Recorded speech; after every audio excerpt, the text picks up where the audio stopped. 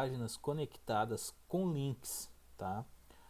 A web não só se limita a apresentar textos e links, também pode nos oferecer imagens, vídeos, áudios e todo tipo de apresentações, chegando a ser o serviço mais rico em meio à internet.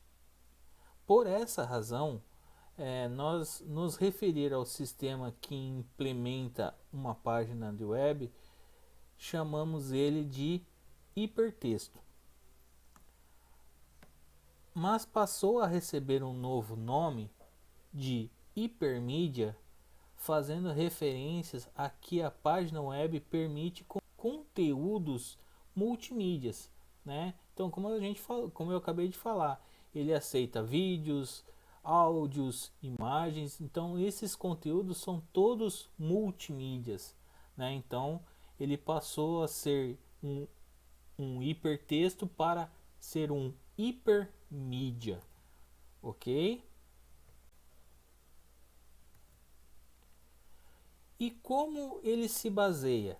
Como é baseada a construção de uma página web?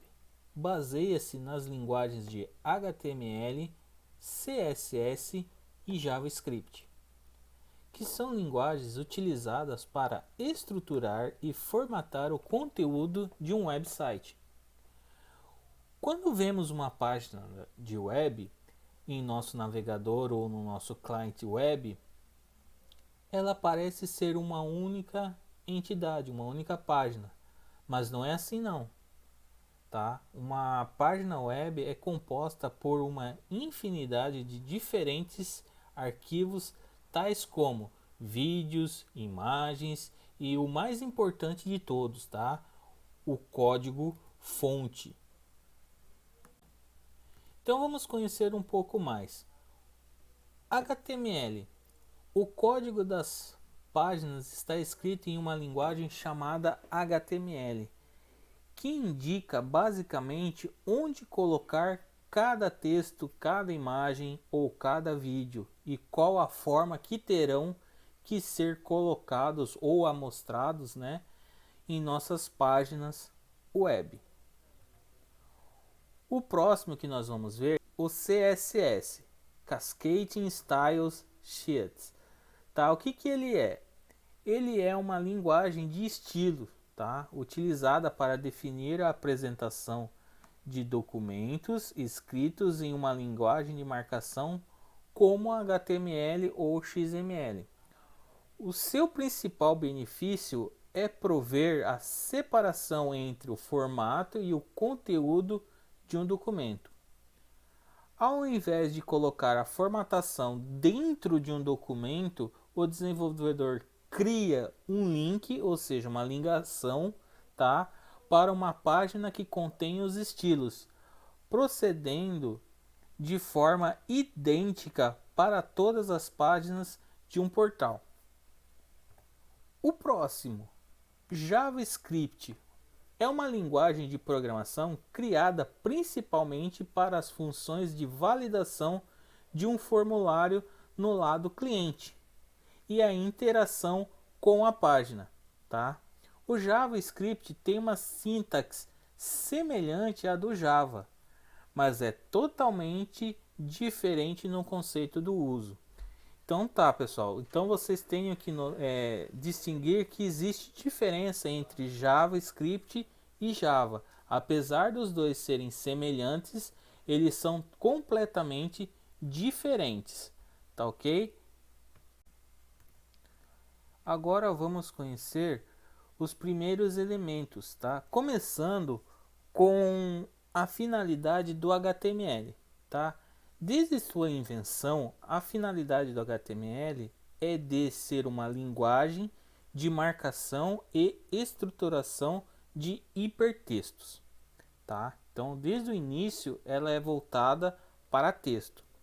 Um documento é visto como um conjunto de eventos concorrentes dependentes de tempo conectados por web ou hiperlinks. O HTML fornece a base para a construção de sistemas de hipertexto padronizados, constituído de documentos que se aplicam os padrões de maneira particular. Para escrever um HTML, existem elementos que são representados por tags ou etiquetas. Tá, aí você vai me perguntar o que é tag, tá? Tag são pares de sinais destinados a englobar conteúdos e têm a finalidade de informar o nosso navegador sobre qual tipo de conteúdo está contido nela. Vamos observar a seguinte marcação HTML a seguir. Então nós temos aqui uma tag inicial, o conteúdo da nossa página e uma tag final. Isso aqui é uma marcação HTML, certo?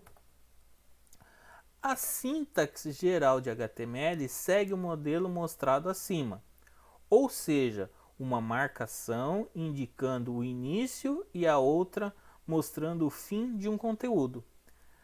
As marcas inicial e final são chamadas de tags, que além de delimitar o conteúdo, informa a natureza desses conteúdos.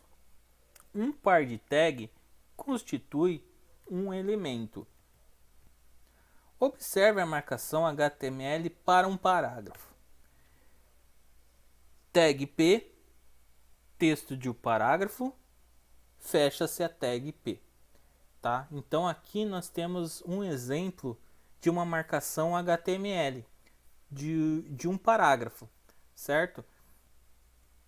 Escreve-se as tags de abertura e de fechamento entre os sinais de menor e maior e usa-se uma barra invertida logo após o sinal de menor para indicar a tag de fechamento. Então vejamos uma tag P, texto na primeira linha, BR, texto na segunda linha, barra P. Há alguns elementos HTML destinados a causar quebra de linha de um texto. Para forçar a quebra de linha, existe o elemento /br.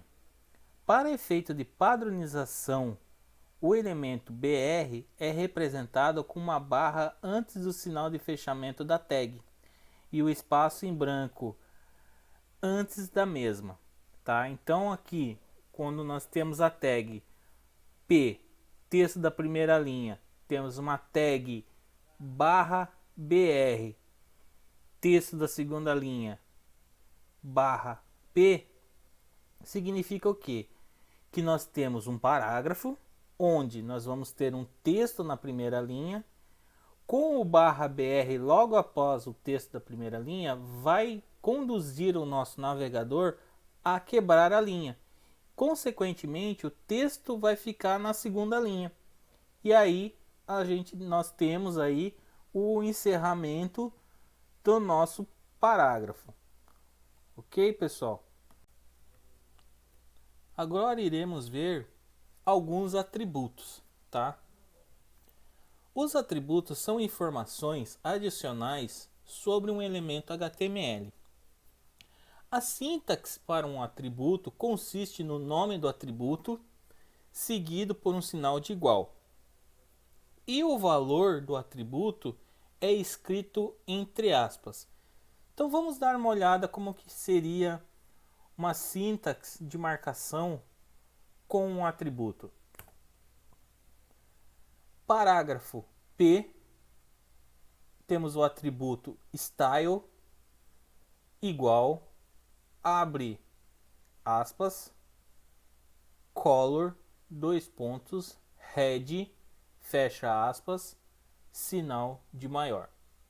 E aí nós temos a mensagem ou o nosso texto, parágrafo na cor vermelha e o encerramento da tag P do nosso parágrafo. Tá? Isso significa que tudo que estiver entre essa tag P e a tag /P vai estar escrito na cor vermelha, tá? Então, os atributos são definidos dentro de uma tag de abertura do elemento. Então, qual é a nossa tag de abertura do nosso elemento? É a tag P. No exemplo, o atributo style é utilizado para um elemento do parágrafo. Então, nós estamos dizendo que a parágrafo P vai receber um estilo onde a sua propriedade será uma cor vermelha, tá? Para tudo que estiver escrito dentro dele, certo? Outro exemplo seria a tag ahref igual, abre aspas, notas.html, fecha aspas, notas da quarta unidade. O que seria isso? É uma marcação que diz ao navegador que o texto é um hiperlink e que remete o usuário a um documento que contém as notas da quarta unidade. Resumindo, isso aqui é quando nós queremos fazer um link, né? Então nós temos aqui o nome do nosso link, que no caso é notas da quarta unidade, e a referência a que ele vai estar se referindo, ao que ele vai estar chamando, né? Então quando eu coloco aqui uma tag ahref, eu estou dizendo, ó, crie um hiperlink, crie um link onde vai ligar o arquivo notas.html com a mensagem, com a frase, com o nome do link chamado notas da quarta unidade. Certo? Compreenderam até aqui, pessoal? Agora nós vamos conhecermos mais algumas tags, tá? Tag para estrutura geral da página. O HTML, que a gente já ouviu falar, né, inicia a programação da página web, barra HTML encerra a programação da página web, head inicia informações da página web, barra head encerra informações da página web, body inicia o corpo da página e barra body encerra-se o corpo da página. Outra tag que nós temos seria a tag para títulos e parágrafos. Então, para nós inserirmos um título, né, usamos a tag tile. E para encerrar esse título, barra tile. Para iniciar um parágrafo, utilizaremos a tag P e para encerrar o parágrafo, a tag barra P. E agora nós vamos ver a tag comentários de uma página. Eu acho essas tags, né, de comentário muito importante em qualquer linguagem de programação, porque com elas você vai estar deixando registrado, documentado na sua linha de codificação o que você estava querendo fazer naquele momento, né? O que aquela estrutura de códigos vai estar sendo feita. Isso é muito importante para quando você deixar de pertencer a um projeto e alguém assumir esse projeto e for estudar as suas linhas de codificação, ele vai entender o que você quis fazer com aquela rotina. O mesmo acontece com você no momento que você for assumir um novo projeto que foi desenvolvido por um outro programador e aí você tem esse registro no comentário, fica mais fácil para você entender a estrutura de código que ele tenha feito. Então, seja em HTML, seja em CSS, seja em JavaScript, seja em Java, seja em qualquer linguagem de programação que você esteja desenvolvendo, procure utilizar os blocos de comentário. Ele é muito importante para você e para quem possa vir a utilizar ou vir analisar a sua estrutura de código. Ok, pessoal? Então, no HTML, nós temos para iniciar um comentário, nós utilizamos o sinal de maior, o sinal de menor, exclamação, traço. Então ele inicia o comentário. E aí digitamos todo o comentário que nós queremos. E para encerrar, nós colocamos traço, sinal de maior. Com isso, fica feito o nosso bloco de comentários, ok? Outra tag que nós vamos conhecer é a tag para lista. Nós iremos aprender elas mais para frente, tá? Mas vamos conhecer algumas delas. All barra all, barra li barra li, dt barra dt, dd barra dd. Tá? Essas são algumas estruturas de tag para a lista que nós veremos um pouquinho mais para frente. Ok? Espero que tenham entendido até aqui. Detalhando um pouco mais, vamos falar agora das tags para a estrutura geral de uma página. Tá? As tags para a estrutura geral de uma página HTML são as HTML, head, body. A tag HTML engloba toda a marcação HTML do documento, que é chamado de elemento raiz do documento. Os demais códigos HTML são localizados entre as tags de abertura e fechamento. Então, iniciando a nossa codificação HTML, nós iniciamos com a tag HTML, que inicia a programação web. Como sugestão, eu já sugiro a vocês que já coloquem o fechamento também da tag HTML. Para quê? Para que você possa evitar futuros esquecimentos, tá? Então você abre a tag HTML e embaixo fecha a tag HTML e abre um espaço para você codificar os demais códigos, ok? O próximo que nós iremos ver é o head. Então o head inicia as informações da página e o barra head encerra. Então parte-se do mesmo princípio que eu falei. Abrimos um head, fechamos um head, damos alguns enters para nós colocarmos informações dentro do head. E o que é o head? Ele especifica as linhas dentro de dois pontos de início e fim das tags. São destinados a agrupar outros elementos contendo informações sobre o documento, como o título do documento, folhas de estilos CSS, links, entre outras informações sobre o documento. Tá?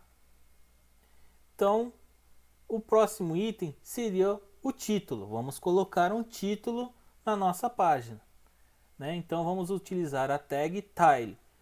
O elemento tile indica o título da página e deve ser especificado entre os elementos do head. Então todo tile tem que estar dentro do head, certo? O título aparece na barra de títulos do navegador e é utilizado em sistemas de busca como favoritos do computador. Então, sabe aquela abinha que você tem na parte de cima do teu navegador, onde você escolhe as páginas que vocês estão abertas e navegam nelas? Então, o tile vai trazer a mensagem que está ali escrito dentro daquela barrinha. Beleza?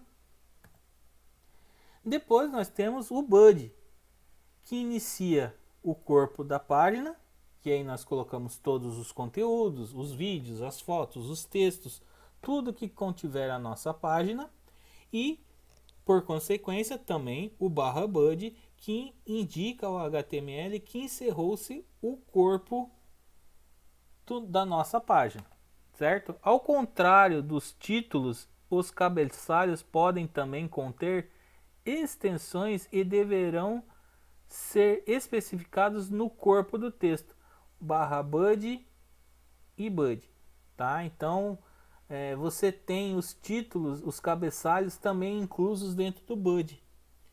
conforme a sua necessidade. Nós vamos ver agora no próximo slide uma aplicação disso aqui que nós acabamos de ver, dessa estrutura básica de HTML.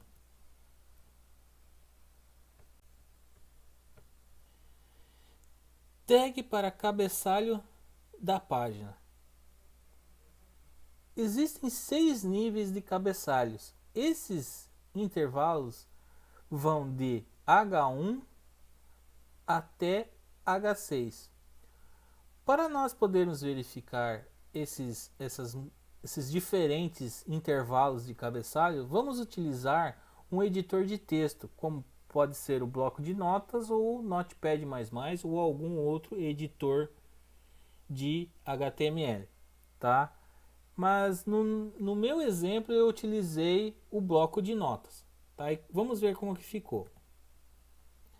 Então eu crio a tag HTML, crio a tag read, a tag tile e coloco uma mensagem: existem 6 níveis de cabeçalho. Fecho a tile, fecho o read. Body, abro uma tag H1 e escrevo a seguinte mensagem: este é o cabeçalho em nível 1. Fecho a tag do cabeçalho H1. O mesmo eu repito para o H2, para o H3, para o H4, H5 e H6. Feito os 6 níveis de cabeçalho, a gente fecha com a tag /body e fechamos a tag /html que abrimos no início, tá? Com isso, né, está pronta a nossa codificação, as nossas marcações HTML. Então nós devemos salvá-la, tá? E para salvar, nós vamos criar uma pasta onde vamos arquivar todos os nossos arquivos HTML de nossas aulas, os nossos exemplos, os nossos exercícios, para que fique mais fácil a nossa localização, tá? Feito isso, criada a nossa pasta, vamos salvar o arquivo. Vamos utilizar a opção salvar como, tá? Do bloco de notas. E vamos dar o nome do arquivo .html. Atenção, pessoal. Na hora de salvar, não salvem somente, não cliquem somente na opção salvar. Cliquem na opção salvar como na primeira vez que você for salvar esse arquivo. Por quê? Para que você possa determinar a extensão. Então você vai colocar o nome do arquivo .html. Pois se você não fizer isso, tá, o arquivo vai ser salvo como .txt, que é a extensão padrão do bloco de notas. E no momento que você executar, ele não vai abrir dentro do seu navegador. E aí você não vai ver o resultado que está dando o teu arquivo HTML. Após o primeiro salvamento, que você já salvou o arquivo .html, aí sim você pode utilizar somente a função salvar, ok? Mas o primeiro salvamento tem que ser com a opção salvar como, colocando o nome .html, beleza? Feito isso, vamos abrir o nosso arquivo HTML. Então a gente vai lá, abre a pasta onde nós salvamos o nosso arquivo HTML, damos 2 cliques. Feito isso, ele vai abrir o nosso navegador e vai trazer o nosso resultado. Vamos ver qual vai ser o nosso resultado? Esse é o nosso resultado do nosso arquivo de níveis de cabeçalho. Então percebam que na parte de cima, aqui na abinha onde eu comentei com vocês, né, está escrito aqui: existem 6 níveis de cabeçalho. É aquele tile que nós criamos, tá? Quando eu coloquei o título lá dentro do read, a mensagem vai aparecer nesta aba. Posteriormente, nós fizemos lá H1, H2, H3, H4, H5 e H6. Então, esse primeiro texto está escrito no H1. esse no H2, esse no H3, esse no H4, esse no H5, esse no H6. Então percebam uma coisa, que quanto menor o número do cabeçalho, maior será a fonte. Então o nosso menor número no cabeçalho é o H1. Então o H1 é a maior fonte que nós temos. E o H6 é o maior número que nós temos, por consequência, ele é a menor fonte que estará sendo usada. Beleza, pessoal? Com isso, nós encerramos a nossa primeira aula de programação web. Espero que vocês tenham entendido e qualquer dúvida que tenham, revejam o vídeo e entrem em contato com o professor. Ok? Espero vocês todos na próxima aula. Obrigado.